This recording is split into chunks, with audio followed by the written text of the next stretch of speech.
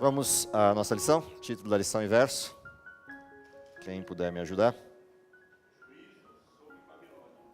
Ok, verso. Ouvi outra voz do céu dizendo: retirai-vos dela, povo meu, para não seres cúmplices em seus pecados e para não participares dos seus flagelos, porque os seus pecados se acumularam até ao céu, e Deus se lembrou dos atos iníquos que ela praticou. Apocalipse 18, 4 e 5. Ok, a gente volta depois mais para frente para comentar o verso, que é o capítulo 18. A essência da lição dessa semana é um olhar para as duas últimas pragas e para o capítulo 17 do livro de Apocalipse como ponto central, como mote central do estudo e da discussão dessa semana. Não é uma lição simples, diria que de todas as lições do trimestre, Apocalipse 17 sempre é a que oferta a maior dificuldade, porque é um dos capítulos, se não o mais, um dos capítulos mais complexos da Bíblia no sentido das suas aplicações, suas vertentes, suas nuances, e talvez um dos capítulos mais debatidos dentro da discussão de interpretação profética nos últimos tempos. Em função de várias vertentes, várias aplicações unilaterais desse texto, por tudo isso, ele oferta sempre uma dificuldade maior. Vamos ao texto, especificamente de Apocalipse 17, e a gente vai retomando a discussão da lição a partir do próprio texto. Acho que é uma revisão boa para se fazer, um olhar mais tranquilo, a leitura sequencial do texto. Abra sua Bíblia, Apocalipse 17, e vamos olhando para tudo isso e vamos, ao longo da discussão, retratando algumas das questões aí que envolvem esse texto. Se alguém encontrar e quiser compartilhar a leitura, por favor. Apocalipse 17, do verso 1 em diante.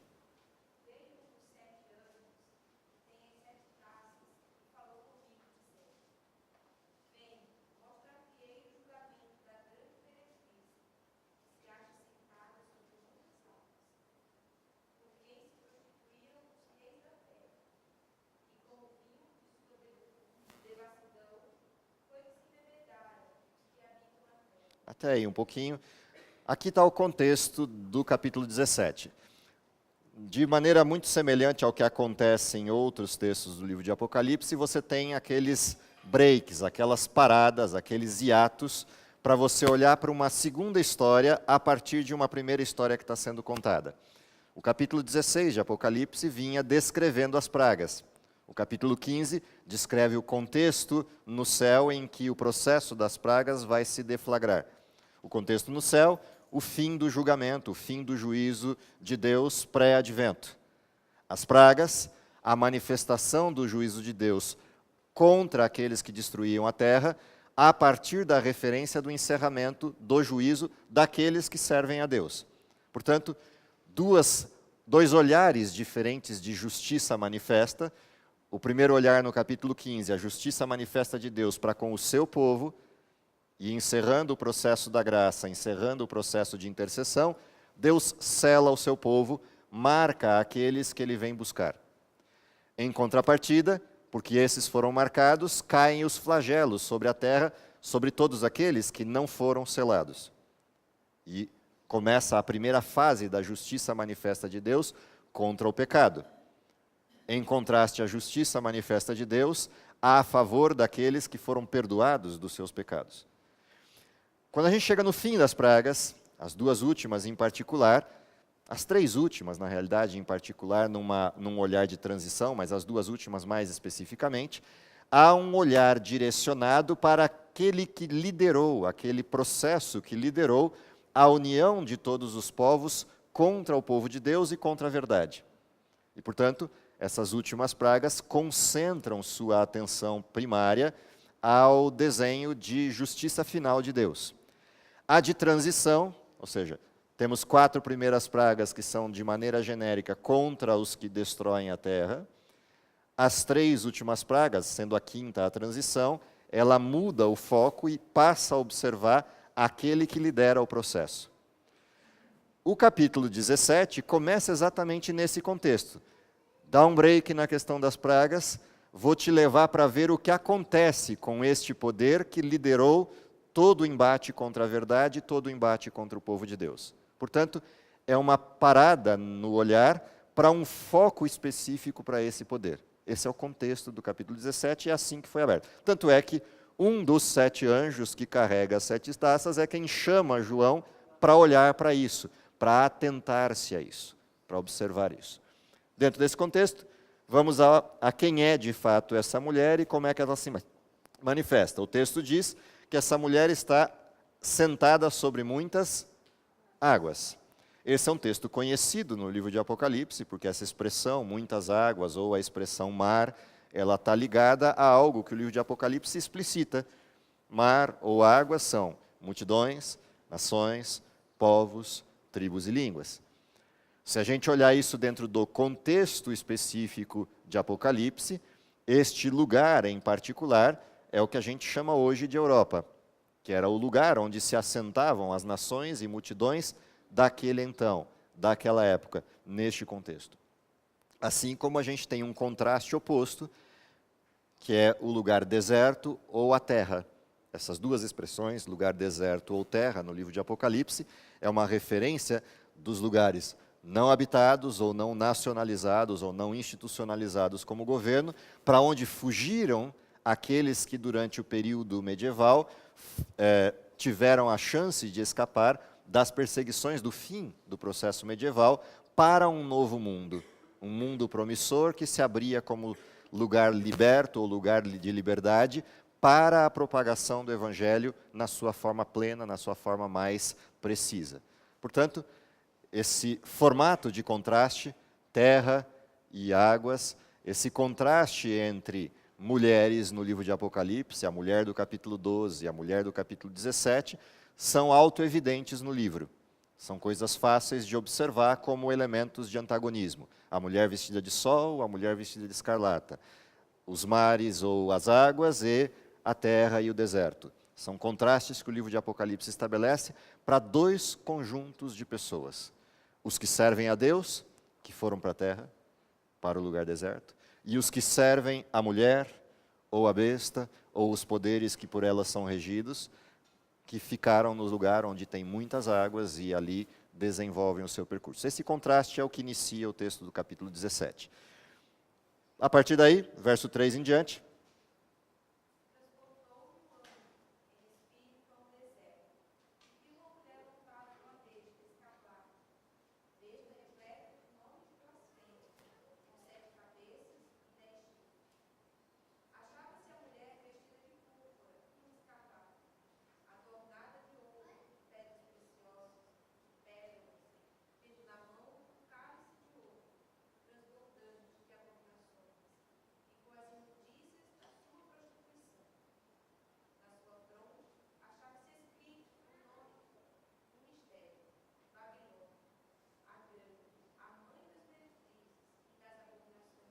dá uma paradinha aí.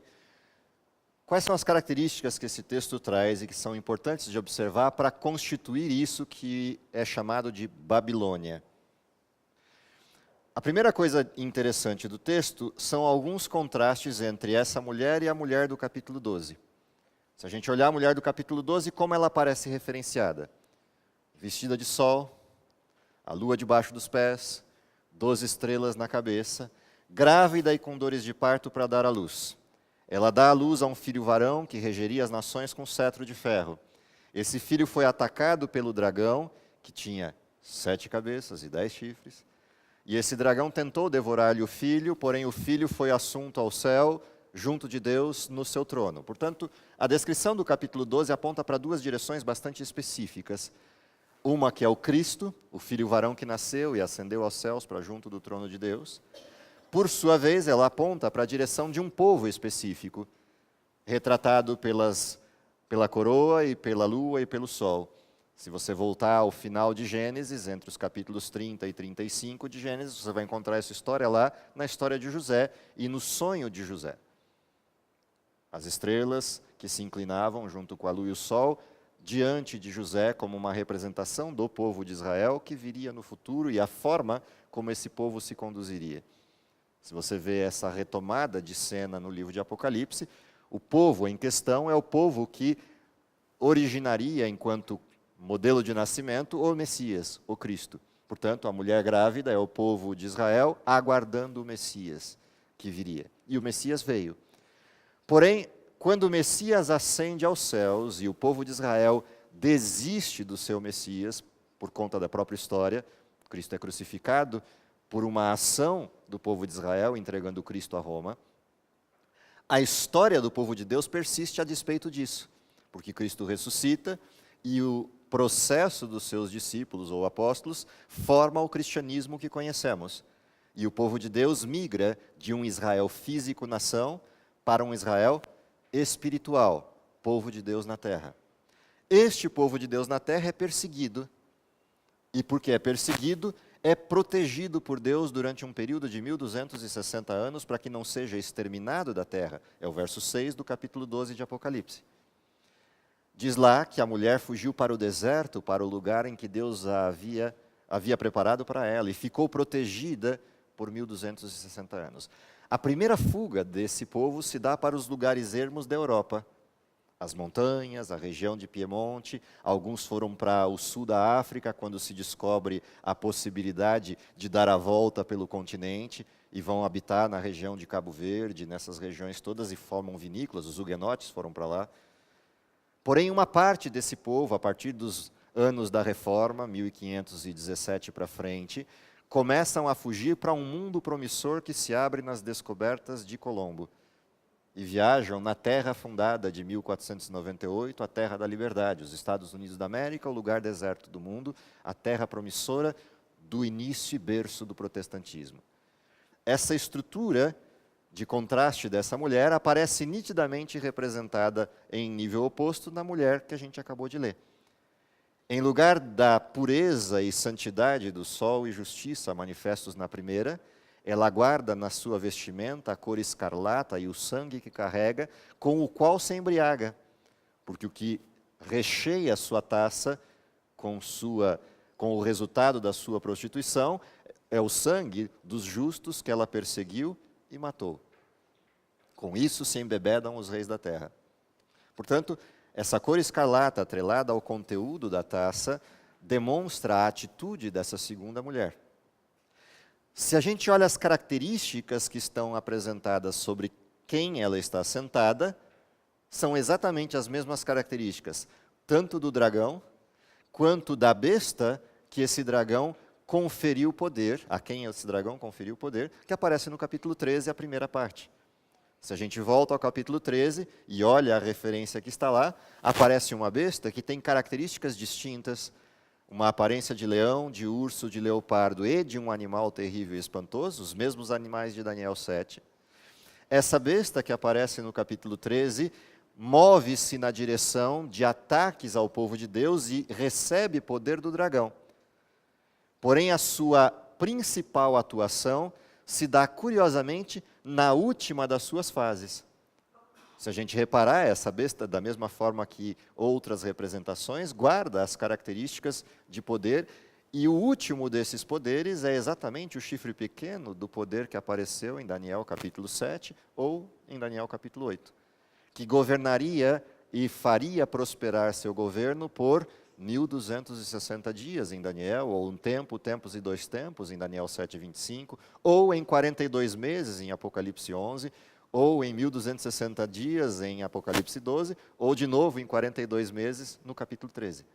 Portanto, é sempre o mesmo poder em todas essas fases, em todos esses textos, sendo apresentado como a última fase de poder direto de ataque ao povo de Deus, que curiosamente recebe poder e só tem autoridade plena por uma razão. Esse poder, que é religioso, recebe autoridade de um poder secular. O leão, a antiga Babilônia, o urso, a Medopérsia, o leopardo, a Grécia, a estrutura do animal terrível e espantoso, Roma, os 10 reinos que ascendem à cabeça de Roma, os 10 chifres desse poder. Ou seja, esse último poder, o 11º chifre, ou o poder que governaria por 42 meses, ele só tem essa autoridade porque os impérios lhe concederam essa autoridade. É a soma de tudo isso que eclode nesse poder que governa por tanto tempo, 1260 anos. Neste contexto, aparece uma coisa diferente.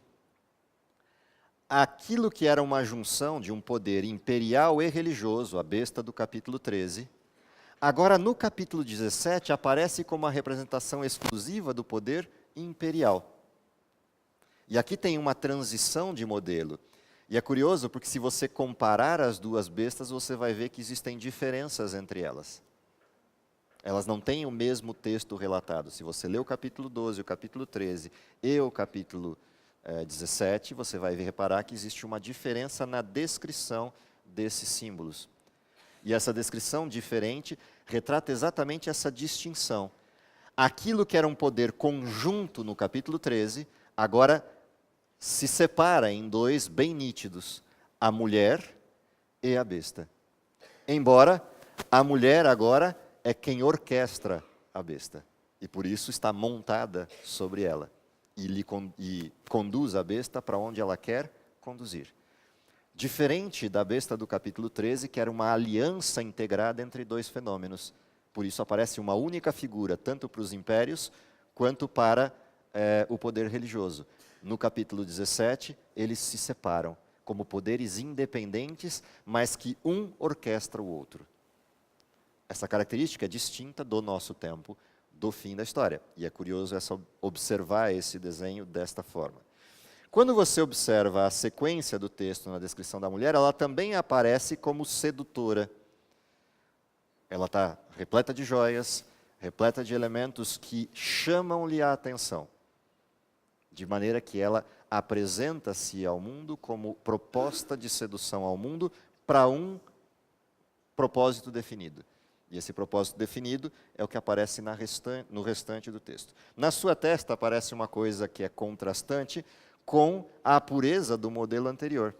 Se vocês lembrarem, no sacerdócio, você tinha uma referência na testa do sacerdote, colocada como a razão de ele ser quem é: santidade ao Senhor, separado para um uso exclusivo de Deus. Ao contrário disso, essa mulher carrega na sua fronte um mistério: Babilônia, a grande mãe de todas as meretrizes da terra e das abominações que ela possui.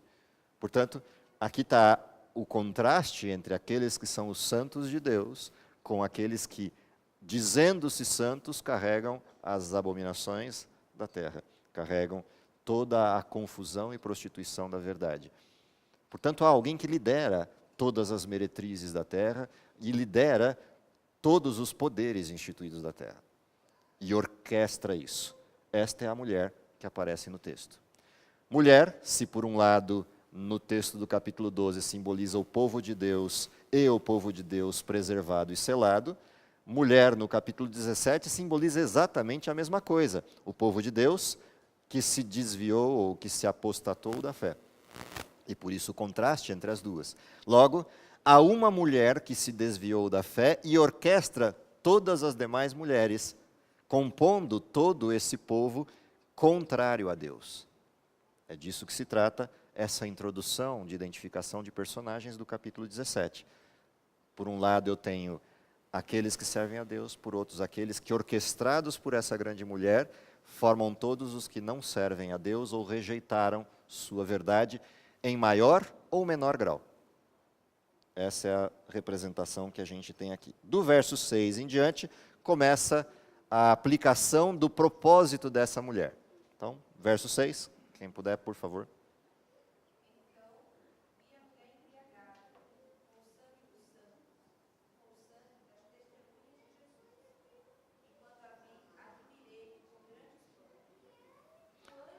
Dá uma paradinha aí. Percebe que ele observa a mulher. A mulher estava sentada sobre o quê? Sobre muitas águas. Enquanto esteve assentada sobre muitas águas, o que ela encheu no seu cálice? O sangue dos santos. Depois aparece essa mulher aonde? No deserto, sentada sobre a besta. Percebem que há dois momentos na cena. Um momento em que ela está sentada sobre muitas águas, e um momento em que ela vai e aparece no deserto, sentada sobre a besta, sobre a terra. Portanto, essa referência que aparece ali enquanto modelo de mudança de cenário. Essa diferença de cenário mostra que houve um tempo diferente, em que a mulher estava enchendo o seu cálice e um momento em que ela agora exerce uma segunda atividade de poder, um segundo fenômeno de poder. Qual é essa segunda fase do desenho? Daí para frente, a gente vai olhar mais especificamente para isso. Vamos lá, 7.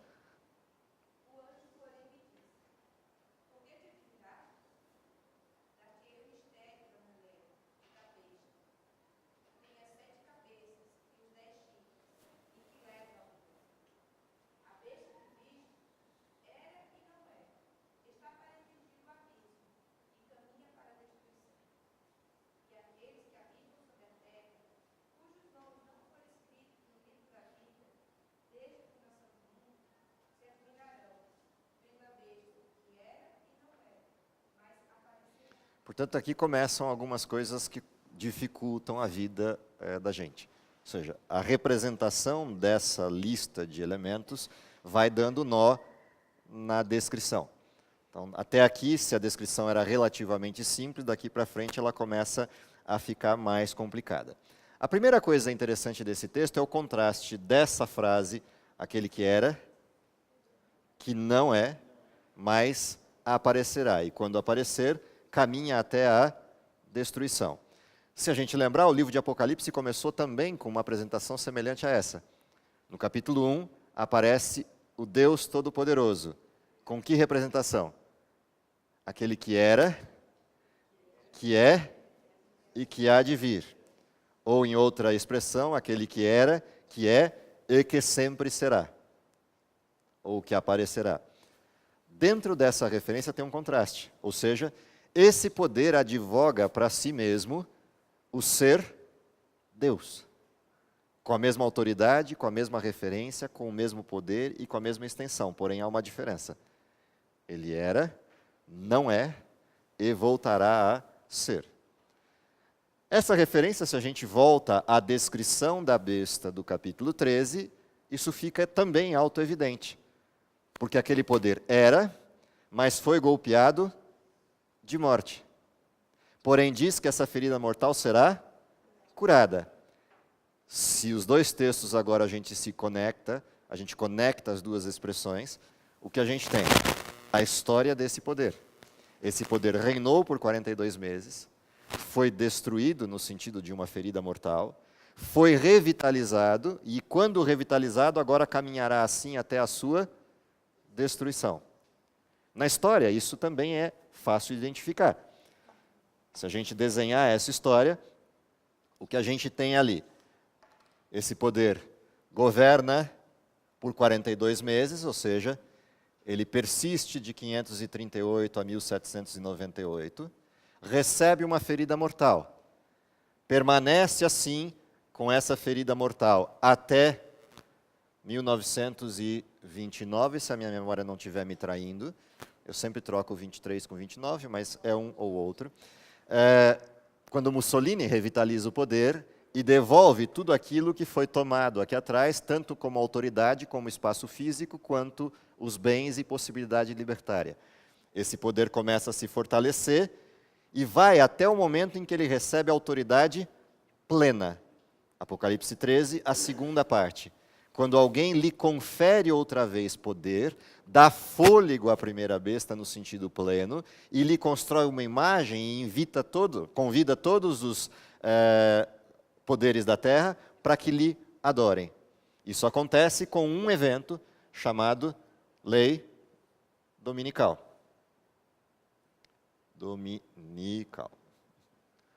Aqui é a revitalização plena do poder no sentido de autoridade máxima, autoridade absoluta sobre todos os reis da terra. Portanto, de 1929 até aqui, o que tem é um processo crescente, um processo de evolução crescente de poder, em que se está articulando todos os poderes da terra para a concessão de um poder absoluto. Daí a expressão era, não é e voltará a ser. E quando voltar a ser, vai até onde? Até o fim da história, que é o que vem depois disso. a destruição. Portanto, esse é o desenho dessas três expressões. Era, não é e aparecerá ou será. Até a sua destruição. Então, entendendo esse contraste referencial da história, e é proposital esse contraste, ou seja, aquele que se diz Deus, Deus diz dele o quê? Primeiro, ele não é contínuo, portanto não é Deus. Há um momento em que ele não é, portanto não é Deus mesmo. E há um momento em que ele será destruído, portanto, provado que não é Deus. Embora se autodenomine Deus, se coloque como tal. Dentro dessa condição vem o resto da descrição que a gente viu aí dentro desse período aí do verso 7 e do verso 8. Há uma coisa curiosa aqui nessa descrição, do mistério da besta que tinha aí os seus 10 chifres e as suas 7 cabeças, que é o fato de que aparece aí um grupo de pessoas. O grupo de pessoas que está dentro do livro da vida e o grupo de pessoas que está fora dele. É sobre esses que estão fora dele que a besta e a mulher dominam. Contra aqueles que estão no livro da vida. Verso 9 em diante, vamos para a continuidade da descrição.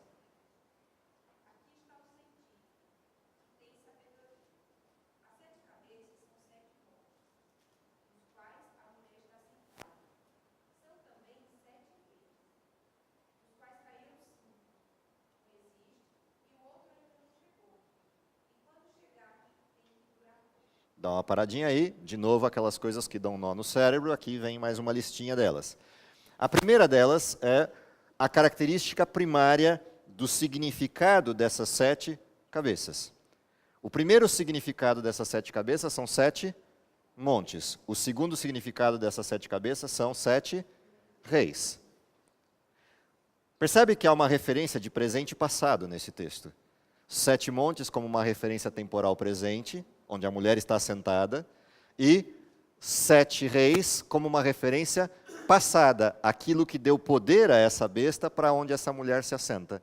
É como se eu estivesse dividindo o tempo em 2. A foto da mulher neste momento, a foto da mulher na história. Se eu olho a foto da mulher na história, os 7 reis, a foto da mulher na história, os 7 reis, é uma alusão ao capítulo 13. A besta do capítulo 13 também tem esta referência. Porém, lá, os reinos que representam esta besta estão definidos e apresentados. O leão, o urso, o leopardo e os demais. Você tem uma referência que aponta na direção dos poderes daquela junção. Neste texto, não. Nesse texto, você não tem essa referência. Você tem uma referência temporal. 5 reis caíram. Um existe e o outro ainda não chegou. Portanto, diferente do capítulo 3, lembra, eu falei, as bestas parecem iguais, mas não são. Há uma diferença entre os dois textos, exatamente porque essa diferença muda a extensão do tempo dessa história. Portanto, quando eu olho especificamente esses reis, quais são os reis que caíram? Eu tenho que voltar na história e lembrar quem é o observador da história. Quem é que foi chamado para observar a história? Quem é que um dos anjos que segurava as 7 taças chamou para ver a história? João, vem aqui no cantinho que eu vou te mostrar como é que se dá todo esse processo. Portanto, o referencial temporal da história quem é? João. João vive onde? Pegando como referência o nosso tempo de divisão da história, João está vivendo onde? Aqui. Ok? Portanto, se eu olho aqui como referência, antes de João, o que tem que ter acontecido como referência histórica? 5 já foram. É só voltar na história, João está onde? Está em Roma. Quem são os 5 que lhe antecedem? Grécia, Medo-Pérsia, Babilônia, Assíria e Egito. Portanto, quando eu olho a partir de João, os impérios que contrastaram o povo de Deus e tentaram sua destruição plena, O primeiro deles da escravidão, o Egito. O segundo que elimina os reinos do norte, a Assíria. O terceiro que elimina os reinos do sul, a Babilônia. O quarto, a Medo-Pérsia. O quinto, a Grécia. E o atual, existe, Roma. Se eu olho para frente, qual falta vir? Está aqui. Aquele que governaria a terra por 1260 dias. Um dos chifres na cabeça do animal, que se torna um poder maior do que todos eles e domina a terra toda. Porque nenhum dos 10 chifres dominou toda a terra. Eles esfacelaram o último poder, abriram modelos isolados de governo, porém surgirá um poder que este sim dominará toda a terra. Portanto, surgirá uma nova cabeça dentro dessa nova perspectiva. Esse domínio aí, de toda a terra, abrangeu também a Ásia e o Oriente? Não, é a terra conhecida da época. Lembra que a Bíblia sempre tem um foco direcionado para aquilo que é legitimamente conhecido no período. Qual é a terra conhecida? Europa, Oriente Médio, né? E norte da África. Essa é a terra onde se dá o poder do Império Romano. O que está fora disso é considerado modelo não conhecido, ou inabitado ou desconhecido. Portanto, Oriente Extremo e Américas estão fora dessa discussão como lugares ermos da Terra, lugares distantes da Terra. E é curioso porque a Bíblia concentra a sua atenção naquilo que é onde está o estado dominante da Terra, o poder governante da Terra. Todas as discussões bíblicas estão centradas aí. Dentro dessa perspectiva, as 7 cabeças, no sentido dos 7 reis, estão delimitadas ali. Porém, o texto diz, na versão presente, que são o quê? 7 montes. Em algumas vertentes, por exemplo, a Bíblia de Jerusalém, que é a Bíblia tradicional católica, você vai encontrar 7 colinas também como referência. Se você olhar o rodapé da Bíblia de Jerusalém, curiosamente lá está escrito que são os 7 montes ou as 7 colinas. No rodapé da Bíblia oficial, a Bíblia mais antiga do catolicismo. Lá está escrito assim, os 7 montes é uma referência às 7 colinas, ou a cidade de 7 colinas, a cidade de Roma. Portanto, quando eu olho esta referência, a mulher está sentada onde? Sobre os 7 montes, sobre as 7 colinas, sobre que cidade? Quando você olha isso à luz do que estava lá na transição do capítulo 16, as 3 últimas pragas, sobre quem cai a praga?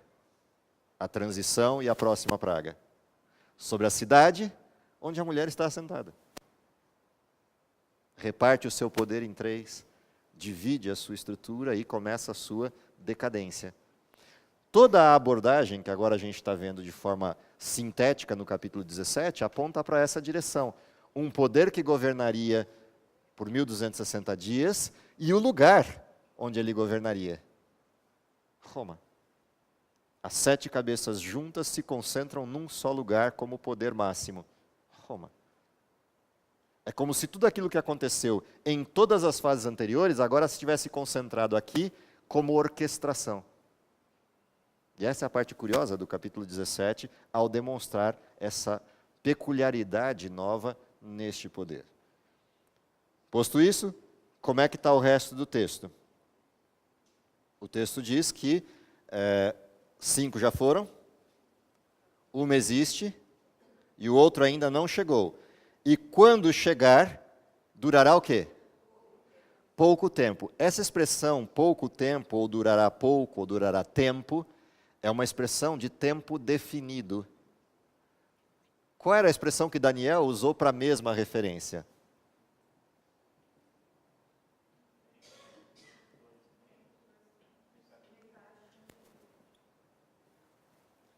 Essa alusão é a mesma. Quando esse poder vier, fará o quê? Reinará por um tempo determinado, por um tempo definido. Esta é uma expressão muito peculiar nessa referência, ou seja, 5 já foram, um existe, e aquele que virá reinará por tempo determinado, por tempo fixo, e perderá o poder, ferido e golpeado de morte. Porém, esse poder retornará. E por que eu sei que ele retornará? Vamos para o verso 12 em diante. Aliás, desculpa, verso 11 em diante.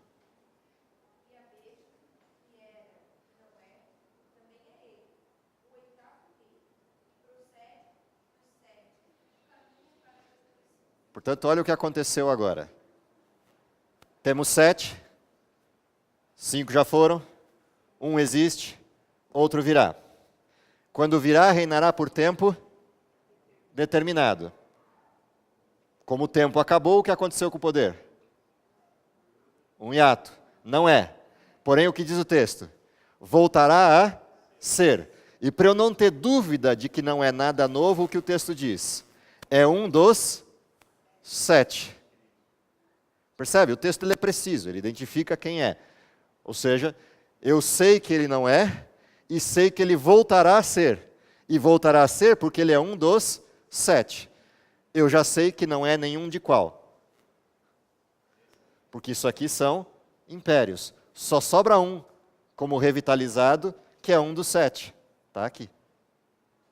Esse dos 7 é revitalizado e reaparece. E o que o texto diz? Quando aparecer, vai para, ou caminha para, destruição. Ou seja, é um ato contínuo, não haverá mais interrupção. É um crescendo de poder até que ele seja destruído. Entenderam o desenho do capítulo 17? Apesar dessas idas e vindas do texto, você consegue estabelecer o desenho do texto se você acompanhar com calma, frase a frase, pedaço a pedaço. Posto isso, vamos para o resto, que aí é como termina a aplicação, do verso 12 em diante.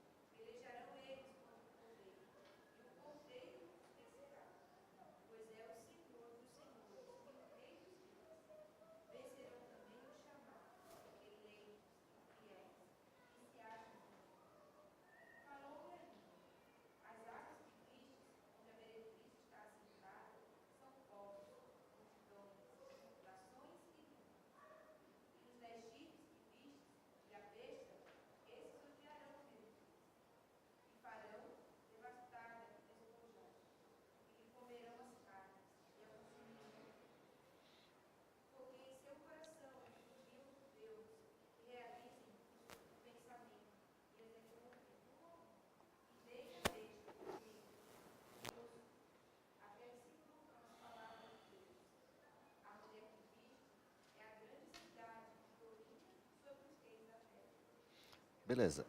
Que coisas a gente vê nesse pedaço do texto, que agora é a conclusão de toda essa história? Toda a primeira parte que a gente leu até o verso 11 é a identificação dos períodos e dos personagens da história. Mas tudo isso só está ali para dizer o quê? Dizer o que vai acontecer aqui. Esse é o foco. Lembra como é que começou o texto? Vem que eu vou te mostrar como vai acontecer o quê? A morte da mulher e da besta que a carrega. É disso que se trata o texto. Portanto, antes de ele mostrar o que acontece aqui, no finalzinho da história, ele mostra todo o anterior para eu saber quem são os personagens, de quem é que eu estou falando. Agora que eu sei quem são os personagens, o que o texto diz? Número 1, esse poder cresce. Esse poder cresce a ponto de fazer o que com os reis da terra? Convencê-los, seduzi-los, uni-los para um propósito. Qual é o propósito? O mesmo deste período. Destruir os que estão no livro da vida. Destruir aqueles que servem a Deus. Esse é o propósito. Para esse propósito ser atingido, o que diz o texto? Esses reis da terra se unem por um período específico. Qual é o período no texto? 1 hora. Portanto, quando eu olho para esse texto, uma coisa eu já sei sobre esse texto. O período é curto. Outra coisa eu sei sobre esse texto. Essa união é definitiva. Ou seja, é uma união para a destruição plena do povo de Deus. Em quais são os únicos lugares onde eu encontro este tipo de unidade? Daqui para frente. Portanto, há um momento na história em que este poder, que ascendeu aqui, recebe autoridade plena. A partir daí abre-se um espaço na Bíblia, que é o espaço chamado de alto clamor. Sacudidura, derramamento do Espírito Santo, início das perseguições outra vez, proclamação da verdade e um convite, que está no verso áureo da lição dessa semana. Qual é o convite? Sai dela, povo meu. Isso acontece exatamente aqui. Quando se desmascara o poder como autoridade plena, começa o convite de Deus para sair de lá. Quando todos os que têm que sair de lá saem, o que acontece no santuário? Capítulo 15, ele se enche de fumaça. Saem em direção à terra 7 anjos, com 7 taças, trazendo para a terra os flagelos. Durante os 4 primeiros flagelos, o que acontece com os reis da terra? São provocados a uma ação. Qual é a ação? Responder aos flagelos contra aqueles que são chamados de os causadores dos flagelos, o que dá início às 3 últimas pragas. Portanto, há um processo aqui de transição. Ok? A transição é, as pragas começam a cair, uma a uma, as 4 primeiras, e aqui, na 4ª praga, aparece uma cena, da 4ª para a 5ª praga, que é a aliança de todos eles para o Armagedon, para a destruição do povo de Deus. Neste momento, o que Deus faz? Entra em defesa do seu povo com as 3 últimas pragas, porque elas são definitivas. Quando você olha as 3 últimas pragas, o que vai acontecer?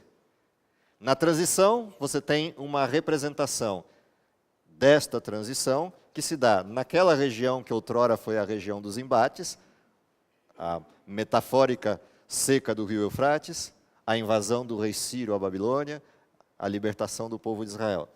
Marca o início de uma transição. Deus está entrando em cena para libertar o seu povo. Quando você olha a sequência dessas cenas, o que você tem? A forma como Deus age contra a cidade onde a mulher está, faz com que os reis da terra, que haviam se juntado com a mulher, pensando em destruir o povo de Deus, agora se voltam contra ela e a destroem. Ou seja, a inversão que acontece nas 3 últimas pragas, essa transição de modelo nas 3 últimas pragas, mostra a inversão da perspectiva dos reis da terra que se aliaram a ela. Então, se por um momento eles se aliam a ela para marcar o dia e a hora da morte do povo de Deus, quando Deus manifesta o seu poder contra a cidade e desmascara o poder, os próprios reis que se aliaram a ela voltam-se contra ela. O que mostra uma coisa curiosa. Esse processo final aqui, ele é curto em tempo. Por isso essa expressão temporal ali no texto. De novo, isso não tem nada a ver com datas ou marcação de datas de quando isso vai acontecer, só mostra uma coisa. Aquilo que o povo de Deus vem suportando no limite final aqui nessas 4 pragas, quando o mundo inteiro se volta contra eles, quando Satanás se manifesta nessas 4 pragas para dizer que os culpados das pragas são os que servem, os que estão contrariamente ao poder dominante. E ele diz, ele dá a chancela sobre a mulher. Lembra? O dragão deu poder a ela na primeira versão, nos 1260 anos. O dragão voltará, agora vestido de Cristo, para dar poder à mesma mulher, que agora está vestida de povo de Deus, para dizer, ela está certa, destruam aqueles que são os causadores das pragas. Os povos da terra se unem para fazer isso, e quando se unem para fazer isso, Deus desfaz o desenho, em um período curto de tempo. Porque o povo de Deus já está no limite máximo do que se pode suportar. Portanto, é uma promessa de graça esse texto. Oi? Essa hora é o tempo entre a aliança e a decisão da morte. Ou seja, o grupo se reúne e decide marcar o dia e a hora do martírio pleno. Isso está descrito nos últimos capítulos do Grande Conflito, principalmente o livramento dos justos. Quando você olha lá o texto, eles se unem para esse decreto, e aí o que Deus faz? Deus se manifesta em cena, são as 2 últimas pragas. E ele apresenta o dia e a hora da sua vinda. Portanto, se alguém algum dia for abordar que em qualquer dos períodos anteriores eu posso marcar datas para a vinda de Cristo ou referências dessa natureza, o que a gente descobre quando olha esse pedacinho final da história? Que o dia e a hora da vinda de Cristo é anunciado onde?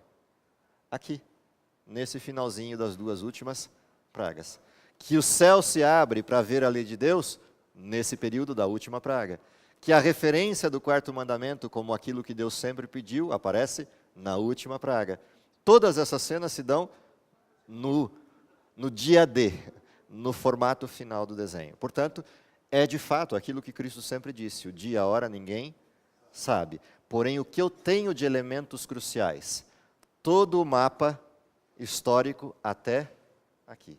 Daqui para frente, eu já sei tudo o que vai acontecer, é só esperar. Até aqui, eu sei o que a história fez. Nós vivemos esse intervalo de espera entre isto e isto. Em algum momento, por aqui, assim, a considerar o tempo que já estamos por aqui. É disso que se trata. Diga.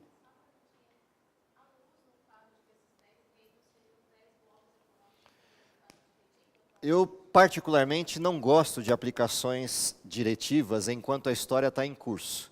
Pode ser? Absolutamente, pode ser. Agora, qual é o problema de você querer interpretar a profecia quando você está dentro dela? Que profecia não foi dada para isso. Profecia foi dada para duas coisas. Quando eu olho para frente, saber o que vai acontecer, não como e nem quando. E quando eu olho para trás, saber o quê? Que Deus é Deus e não há outro, que anuncia o fim desde o princípio, e que o seu conselho será firme e fará toda a sua vontade. Profecia é para isso.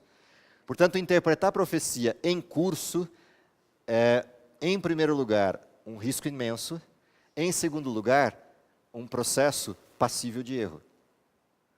Não foi para isso que elas foram feitas, não foi para isso que Deus as deu. Deus deu profecias para que a gente soubesse o que vai acontecer. Como eu já sei o que, eu desestresso do como, desestresso do quando e me centro na missão, porque eu sei em que parte dela eu estou. Ou seja, eu estou neste tempo.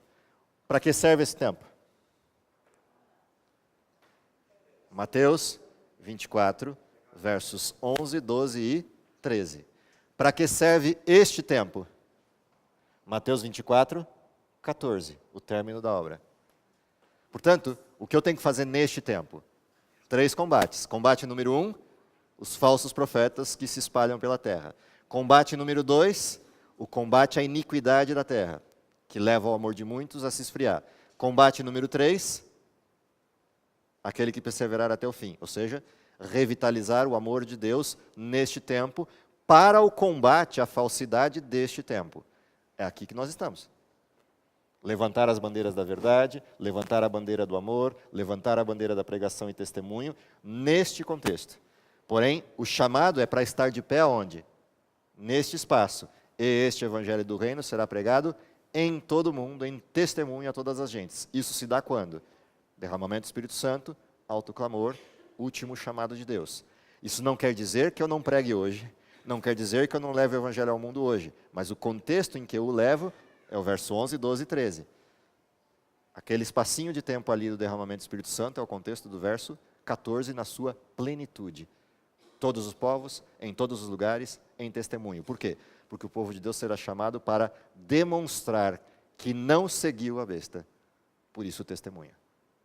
Então, quando a gente olha esse mapa, fica fácil e, ao mesmo tempo, importante observar qual é a nossa missão hoje e para que estamos nos preparando para o futuro que vem à frente.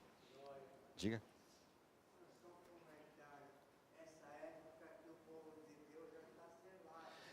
Aqui,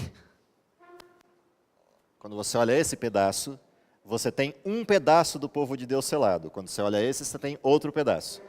Nesse pedaço aqui, qual é o povo de Deus que foi selado? Os que passaram pela sacudidura, ou seja, o remanescente. No segundo bloco, quem é selado? Os que aceitaram o convite, sai dela, povo meu, formando a grande multidão dos salvos vivos, que vai se aliar à grande multidão dos salvos de todos os tempos na ressurreição, na vinda de Cristo. E aí você formou o conjunto dos salvos descritos na Bíblia. Okay? Esses são os desenhos do mapa histórico do modelo. Qual é a grande questão de tudo isso? E para que olhar tudo isso? Para uma situação. Vivemos em tempo de graça. É tempo de quê? De comunhão, estudo profundo da palavra de Deus e testemunho da verdade que vem há tempos sendo esquecida. Para estar pronto para que momento? Sacudidura, derramamento do Espírito Santo e conclusão da obra. Que Deus nos ajude para que isso seja visível para nós de forma bem transparente e cumpramos a missão.